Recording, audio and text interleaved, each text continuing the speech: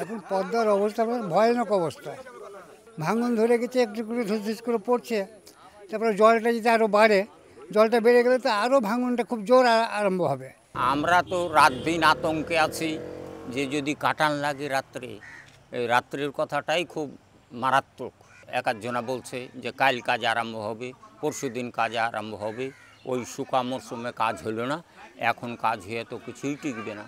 সরকারকে কি বলবো, এই যে 7.5 কোটি টাকাটা এলো তো কোথায় গেল? কাজ কেন হয় না? তারা কেন দেখে না যে নদীর ধারের বাড়ি গেলা কি হবে? পাড়ার সব বহু বেটিরা বাচ্চা কাচ্চা কোথায় কোথায় ঘুমাইতে দিচ্ছে, মায়েরা একলাই থাকছে। প্রচুর ভয়ে আমরা ঘুমাইতে পারি না, রাত 12টায় 1টায় নদীর ধারে দাঁড়িয়ে থাকছি, একবার ঘরে যাচ্ছি। প্রচুর আতঙ্ক, এই যে যেমন 25 দিন থেকে ঘুম নাই। রাক্ষসে পদ্মার ভাঙন প্রতিদিন একটু একটু করে গিলে ফেলছে গোটা তল্লাট। আজ যেখানে রাস্তা, ভোরবেলা সেটাই চলে গিয়েছে পদ্মার গর্ভে। যেভাবে জলস্তর বাড়ছে পদ্মায়, তাতে যে কোনো দিন গোটা একটা এলাকা চলে যাবে পদ্মার গর্ভে। মুর্শিদাবাদের ভারত বাংলাদেশ সীমান্ত সংলগ্ন লালগোলার তারানগরে পদ্মার ভাঙনের সমস্যা দীর্ঘদিনের। তবে এবছর যেভাবে নিম্নচাপ ছেয়ে রয়েছে গোটা বাংলা জুড়ে, সেখানে লাগাতার বৃষ্টিপাত পদ্মার জলস্তর অনেকটাই বেড়েছে। শুরু হয়েছে দুর্ভোগের ওপর বিস্ফোরণ মতন একটানা বৃষ্টি, আর এতেই প্রবাদ গুনছেন স্থানীয় বাসিন্দারা। স্কুল থেকে কলেজ, কৈশোর জুড়ে মনের জিনিস, মন জিনিস ম্যাজিক এভরি টাইম। এখন পদ্মার অবস্থা ভয়ানক অবস্থা।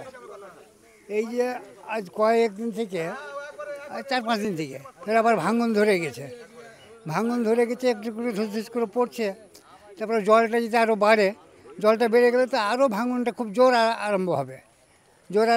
এখন থেকে আমাদের আতঙ্ক লেগে গেছে। বাড়ি থেকে সব জিনিসপত্র সব সরিয়ে নিচ্ছে, অনেকে সরিয়ে নিচ্ছে। আতঙ্কে কেউ থাকতে চায় না যে কীভাবে থাকবো। কিন্তু এইভাবে যে আমরা জিনিসপত্র সরিয়ে নিয়ে আমরা কোথায় যাব? আমাদের তো আশ্রয় নেই। আর যে আমাদের কোনো যাতে জায়গা আছে যে সেখানে গিয়ে যে একটা কুড়ে তুলে থাকবো, সেটা তো আমাদের সম্ভব নয়। তারানগরের পদ্মা সংলগ্ন রাস্তা এখনো অটুট। আগে নদী বেশ দূরে ছিল। গত 1 মাসেরও বেশি সময় ধরে নদী একেবারে চলে এসেছে রাস্তার ধারে। মানুষের বসতি আর নদীর মধ্যে প্রাচীর হয়ে দাঁড়িয়ে রয়েছে রাস্তাটুকু।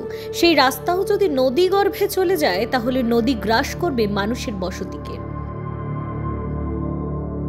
খুব খারাপ, গতবারের থেকে এবার খারাপ। মানে পাহাড় হয়ে আছে, পাশে পাহাড়ের পাশে জল আসলেই কাটছে 2 চাপ 1 চাপ করে। তবে এটাকে কাটান বলা চলে না, তাও 10 কাঠা কেটে গেল। এই দেন ওইখানে ছিল, এত দূর ছিল কাজে। হ্যাঁ, জল বাড়ছে, অল্প অল্প করে জল বাড়তেই আছে। কতটা আতঙ্ক রয়েছে? হ্যাঁ, আমরা তো রাত দিন আতঙ্কে আছি যে যদি কাটান লাগে রাত্রে, এই রাত্রের কথাটাই খুব মারাত্মক। যে ঘুমের অবস্থায় কোনো কিছু টানতে পারবো না, অথচ কোনো এমপি এমএলএ এখানে আসছে না। কি করব না করব, প্রত্যেকেই এক একজনা বলছে যে কাল কাজ আরম্ভ হবে, পরশু দিন কাজ আরম্ভ হবে।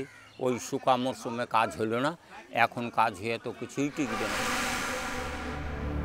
এই অঞ্চলের মানুষের এখন একটাই কাজ, যে যখনই পারছেন একটু করে নদীর পাড়ে এসে দেখে যাচ্ছেন নদী কতটা এগিয়েছে।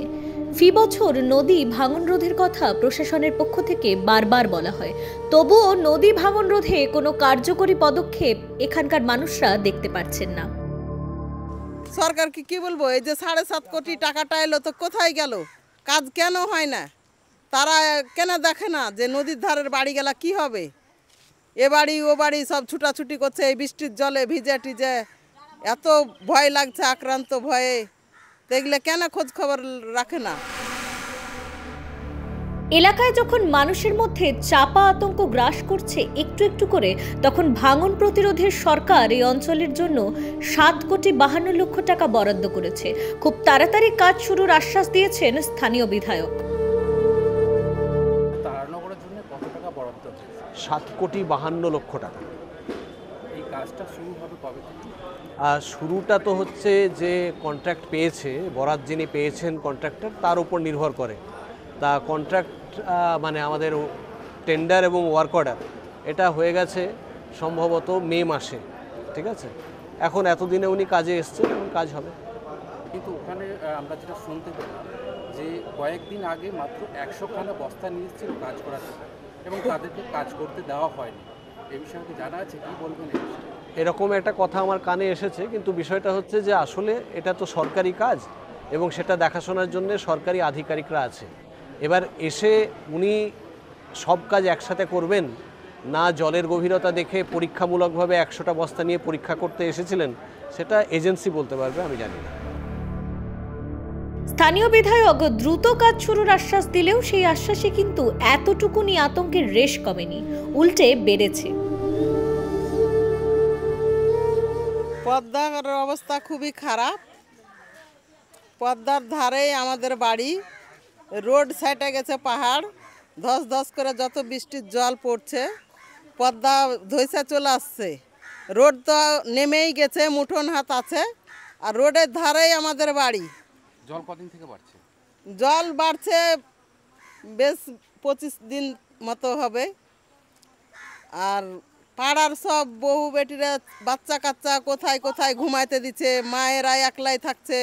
প্রচুর ভয়ে আমরা ঘুমাইতে পারি না, রাত 12টায় 1টায় নদীর ধারে দাঁড়িয়ে থাকছি, একবার ঘরে যাচ্ছি। কতটা আতঙ্কে রয়েছে? প্রচুর আতঙ্ক, এই যে যেমন 25 দিন থেকে ঘুম নাই।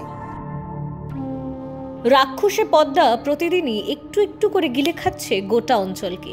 গ্রামের স্থানীয় মানুষরা শুধু ফ্যালফ্যাল চোখে পদ্মাকে জরিপ করছেন আর সরকারি সাহায্যের দিকে তাকিয়ে বসে আছেন।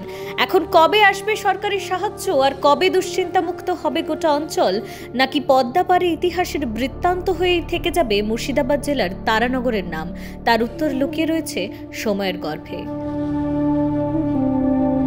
মুর্শিদাবাদ থেকে কুশল শরীফের রিপোর্ট, নিউজ পোল বাংলা।